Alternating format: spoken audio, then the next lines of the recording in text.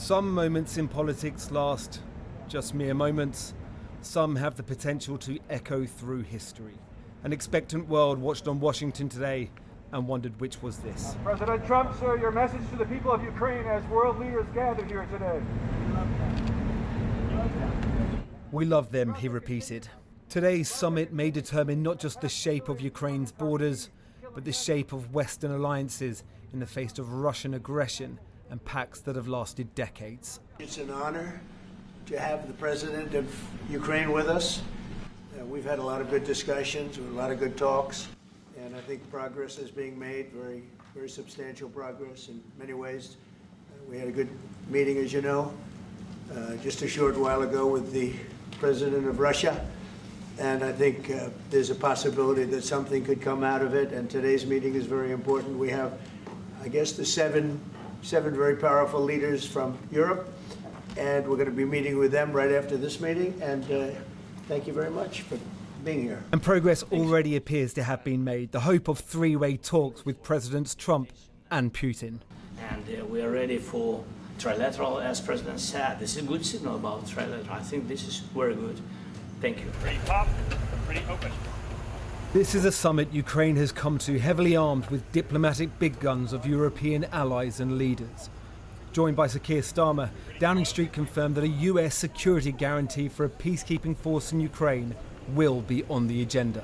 Yesterday, the US announced a possible NATO-style protection of Ukraine akin to Article 5. An attack on one is an attack on all. Contributo di proposte di diplomazia e siamo contenti che Italian Prime Minister Giorgia Meloni said today that this was the basis for a security guarantee which peace could be built upon. But today's hastily arranged summit is a response to an Alaskan adventure that horrified many in Ukraine. The Russian president lavished with guest of honor treatment, and proposals from Vladimir Putin for Ukraine to abandon the areas of Donetsk and Luhansk it still controls, ceding both regions entirely to Russia. The White House messaging over the weekend, Thank you. Thank you so much. wildly at odds with President Trump's rhetoric and retributions last week. I want to see a ceasefire rapidly. I don't know if it's going to be today, but I'm not going to be happy if it's not today. Unfortunately, the Russians, as of now, have not agreed to that. But the ideal here, what we're aiming for here is not a ceasefire. What we ultimately are aiming for is an end to this war.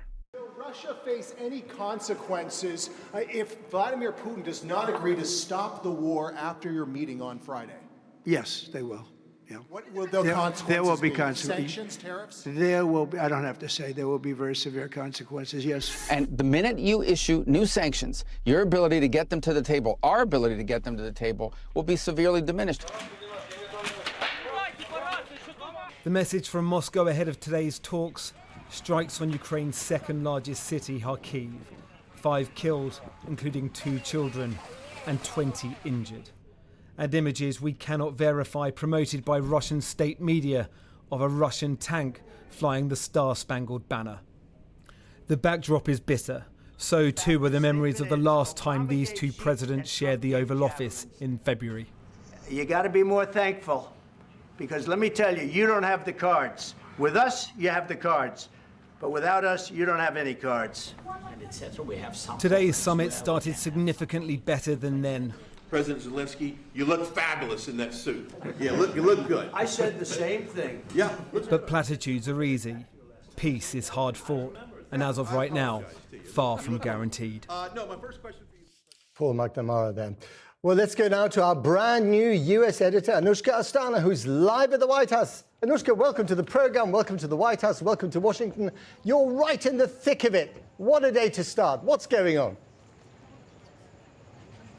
Well, as you've said, the tone was much more positive, and the reason it was much more positive, Matt, was because both sides were desperate for it to be that way. Speaking to diplomatic sources coming into this, they said the Americans were desperate for the tone to be businesslike today. You'll notice that the Vice President, J.D. Vance, was sitting, as he was last time, just to the side of the President, but this time he did not say a word compared to those angry confrontations last time President Zelenskyy was here in February. As for President Zelensky, the reason in a way that he has those 7 European leaders here with him was because they wanted to set the correct tone this time. Speaking to people who were aware of the conversations that took place before he came here, conversations with those European leaders at the Ukrainian embassy, they say the message to President Zelensky was he needed to keep calm, that he needed to realise that he didn't necessarily need to argue in the moment, that he could walk away. And in a way we saw that because really, as you said, it was the President Trump show. Zelensky said very, very little in there. The stakes could not be higher, and you can hear that in the questions that were asked of both presidents just earlier here today. Is this the end of the road for American support for Ukraine? Is today's meeting deal or no deal? I can never say that. It's never the end of the road. People are being killed, and we want to stop that. So I would not say it's the end of the road. No, I think we have a good chance of doing it. It's been almost 4 years now that a lot of people were killed last week. A lot of people last week. I mean, millions of people killed, but a lot of people last week for whatever reason. A big number, a lot of soldiers, on both sides. And I know the president, I know myself, and I believe Vladimir Putin wants to see it ended. And as you met with Putin on Friday, today you've got President Zelensky here. As you listen to Russia and Ukraine, which side has the better cards? Well, I don't want to say that. I'm just here to be, look, this isn't my war. This is Joe Biden's war. He's the one that had a lot to do with this happening, and we want to get it ended. If the peace deal will be achieved, are you going to be willing to send American peacekeepers to Ukraine? Well, we're going to work with Ukraine. We're going to work with everybody, and we're going to make sure that if there's peace, the peace is going to stay long term. This is very long term. We're not talking about a 2-year peace and then we end up in this mess again. We're going to make sure that everything's good. We'll work with Russia. We're going to work with Ukraine, and we're going to make sure it works. And I think if we can get to peace, it's going to work. I have no doubt about it. What security guarantees do you need from President Trump to be able to make a deal? Is it American troops, intelligence, equipment? What is it? Everything. And really, it includes 2 parts. First, strong Ukrainian army. That's what I began to discuss with your colleagues. And it's a lot about weapon and then people and training missions and intelligence. And second, we will discuss with our partners. It depends on the big countries, on the United States, on a lot of our friends. So look, there were still plenty of moments in there where Donald Trump seemed to take quite a neutral position on this war, but there were things that will please Ukraine and please Europeans, in particular the talk of a security guarantee. He didn't seem to like the word NATO-like, but he was very clearly talking about offering some sort of security guarantee. When he was asked about the idea of US troops in Ukraine, he didn't say that that wouldn't happen. He said we would find out more later today. Now, that will be positive for President Zelensky, and the question will be, what would President Putin stomach in terms of that? But there is another issue that didn't come up, and that is the issue of land. We know, I've spoken to sources who have had direct briefings of what happened in that Alaska meeting, that President Putin wants to go further, particularly into Donetsk. He wants President Zelensky to do something very difficult and give up land that hasn't yet been taken militarily. That did not come up, and that is the thorny, difficult conversation that is likely taking place right now behind the scenes. And Anushka, it's incredibly difficult with Trump to know what is actually policy. What does he actually really think? Because he says one thing in private, something else in public, something else to Zelensky, something entirely different to the Europeans. The fact that all these European leaders are here means that it's not just about Zelensky, it's also about them, isn't it? Yeah, absolutely. I mean, this is unprecedented to have this many world leaders here, and in many ways President Trump is enjoying the spectacle of that and the idea of that. What does he actually want? He wants to be the peacemaker, and to some extent, because Vladimir Putin knows that, that's what he was trying to play at, trying to push to a position which he thinks that Ukraine can't accept, so that it will look like President Zelensky is the bad guy here, the one who won't do a deal. But as you've already reported, this is all happening under the shadow of Russian missiles and Russian drones continuing to fall, about a land swap that is something that might be too difficult for President Zelensky to accept. That said, Everyone I speak to, all the Russia experts I speak to on this, think that we are a step closer, certainly closer than we've ever been since 2022, to some sort of conversation. And the biggest win, I think, for the Americans coming out of this will be the idea that there could be trilateral talks. Anushka Astana, our new US editor, live there in Washington as the meetings go on in the White House. We'll get back to you later on in the program, I'm sure. Now, you will have heard that there has been mention of land, the big sticking issue for Ukrainians, over how any peace deal could actually work. Jonathan Rugman is with us now. Jonathan, what could a proposal of territory actually look like? Well, Matt, Russia occupies almost a fifth of Ukraine, including the Crimean Peninsula. And the deal the Russians are reported to be offering is for Ukraine to give up Crimea and withdraw from the entire Donbas region and hand it over. Now, the Donbas consists of two regions, that's Luhansk and Donetsk. Russia already controls almost all of Luhansk, but Donetsk is a different story, with 2,500 square miles there still under Ukrainian control. In other words, Volodymyr Zelenskyy is being asked or told to give up huge amounts of ground. In return, we're told that Vladimir Putin would freeze the conflict along the current 600-mile front line, promising, for what it's worth, not to attack again in the southern regions of Zaporizhia and Kherson. And what land swap would the Russians give Ukraine in return? Well, possibly far less territory further north in Kharkiv and Sumy, where Russia occupies some 600 square miles. Now, Donald Trump wants the Ukrainians to take the deal, but Zelensky's so far refused, pointing out that Ukraine's constitution bars it from changing its borders without a referendum first. And so many tens of thousands of lives have been lost in the Donbas that surrender, for many Ukrainians, is unthinkable. Jonathan, thanks very much. Well, let's bring in Jacob Olidort, who's director of the Center of American Security at the America First Policy Institute and served as an advisor in the office of former US Vice President Mike Pence. Good to have you on the program. Thank you for having me. I'm sure you've been glued to the television screens like we have. Seems pretty good so far, doesn't it? I think it does. It's all, I'm very hopeful and optimistic. I think this has been a tremendous feat of diplomacy on the president's part. And I think, one thing that gets little mention is that it comes on the heels of many diplomatic achievements. The Armenia-Azerbaijan peace deal, the military isolation of the Iranian regime. And so I think this is a very natural progression, and I think a very positive step that obviously is bringing all sides to the table here. Jacob, you shouldn't worry about that not being mentioned. Trump has mentioned it plenty of times, including just now in the Oval Office. But I wonder whether substantively, behind the positive mood music and the change of attire, and the letter to Melania Trump from Mrs. Zelenskyy, substantively, has anything really changed here? I think it has very much so. First of all, I think the meeting itself shows that there is an interest in listening to the parties, hearing what the different proposals are. I think, as your colleague mentioned, I think it's complex on some of the bigger issues and how that's discussed. And so I think substantively all of that is steps further towards peace. I think the fact of the Europeans being in the room is a very important atmospheric. I think it demonstrates this is a step towards peace in Europe. I mean, this is the most complex, the largest war in Europe in almost a century. And so naturally, there are no big announcements on the details, but I think we can be assured that those are in the works here. Well, that's what it's all about. And we spend far too much time talking about the theater of Trump and the mood music, and the body language, and inevitably, because Trump is a showman, he's a performer. But I'm confused, as are many, by what he actually means by security guarantees.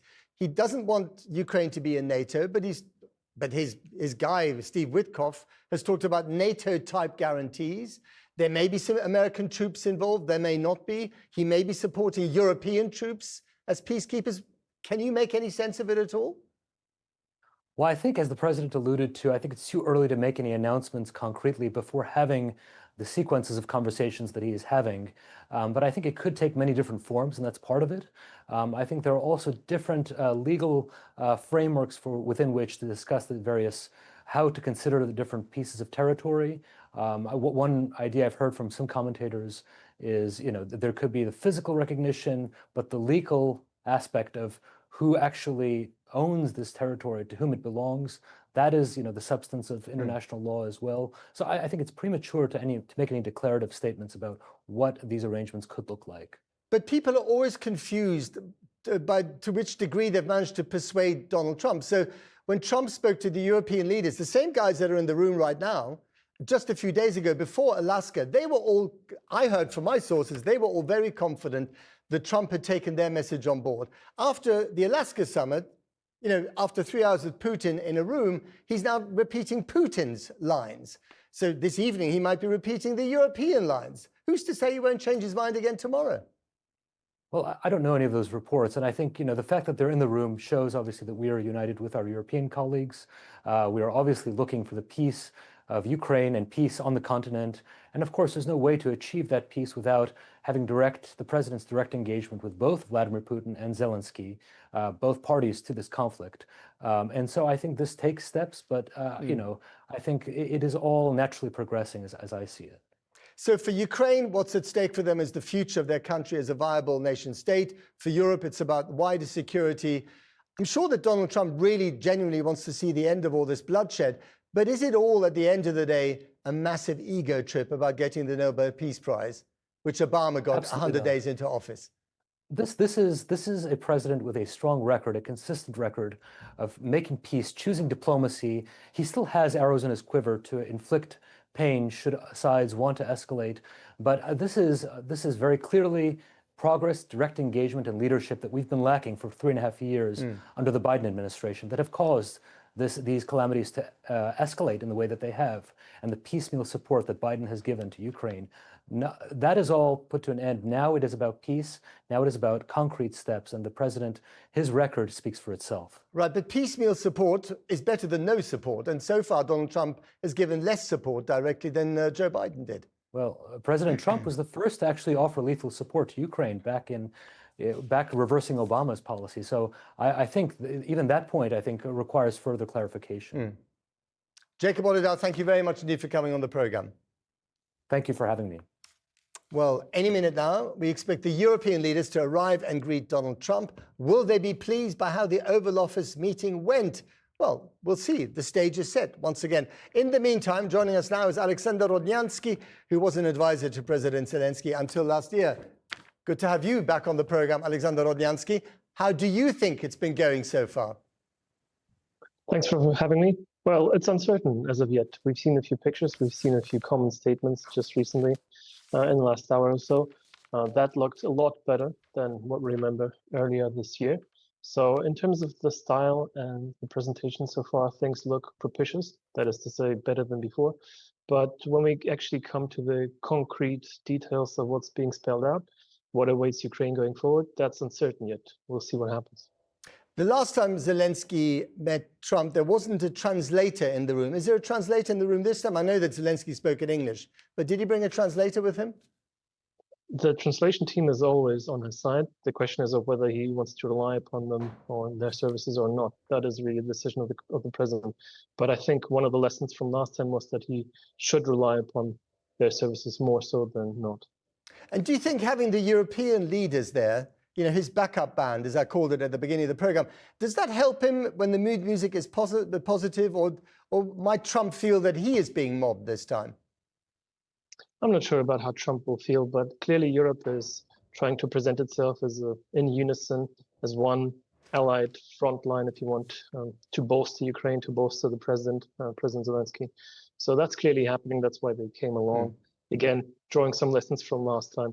We'll see what happens, whether that's going to have some effect or meaningful difference. And also the really important thing, as you say, is the results of these talks. I mean, what would be acceptable to the Ukrainian people, to the Ukrainian government in terms of a deal? I think fundamentally there's a lot of war fatigue now in Ukraine, and the people are craving peace or some stopping to the fighting at the very least. So what's acceptable and what I think the vast majority of the population would like to see is a freezing along the front line, and along with some security guarantees that would then allow Ukraine to develop and economically prosper or start to again grow on a more stable footing at the very least. So that's the minimum amount, the minimum deal that Ukraine's population is trying to get from this. The rest would be a bonus, of course. But just so to be clear, the territory that you've lost to the Russians, you could be prepared to say goodbye to, de jure but not de facto. However, any other territory that Putin wants in Donbas, you're not going to give that up. More or less, exactly. So this is where the devil is essentially in all this detail, and that's the crux. So nobody is willing to, as of right now, to really ponder changes to the constitution. That is largely infeasible almost under the present environment. And so we would have to accept the fact that getting back those territories is, through military means at the very least, isn't feasible as of yet. But practically speaking, realistically, they are under occupation, so we could freeze the front line, and we want security guarantees to make sure that Ukraine is not attacked again and that it can develop on a stable footing. So yes, that's basically what we're dealing with. And NATO seems to have been yet again ruled out by Trump, but Putin also doesn't want you to join the EU. I mean, this all started with the pro-EU protests in Maidan in 2014. I'm presuming that that would be unacceptable to the Ukrainian people. Yes, that would be unacceptable in the way that you phrased it. But remember, the intention of the Russian side has always been extremely evil, right? When it comes to Ukraine, there's no question about their intentions. They don't want us to succeed. They would want to have more territory under their control. And any deal that we're trying to make now, they would like to see it lead to some chaos within Ukraine, become essentially unimplementable within Ukraine. And then they could again rekindle their efforts, maybe through another means later on. Literally in 5 seconds, Zelenskyy is also in a weaker position at home. I mean, he's a war hero on the international stage, but at home he's in a weak position. That's right. His positions have been weakened, actually, both domestically and internationally more recently. So he's got a huge challenge in front of him politically. That's right. Alexander Rodnyansky, thank you very much indeed. Thank you.